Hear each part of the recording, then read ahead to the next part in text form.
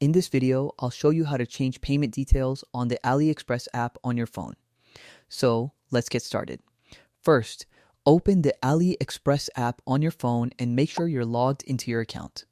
Once the app opens, tap on the account icon at the bottom right corner of the screen to go to your profile. On your account page, look for the payment option and tap on it. Now, tap on Cards option. Here, you will see your saved payment methods such as credit or debit cards. To change your payment details, first delete your existing payment method by tapping the Remove next to it, and then confirm by tapping OK.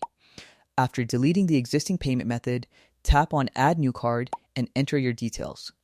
Once you've entered your details, tap on Save button to add your payment information. And that's it.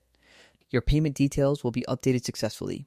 Don't forget to like, subscribe, and turn on notifications for more helpful and easy tutorials.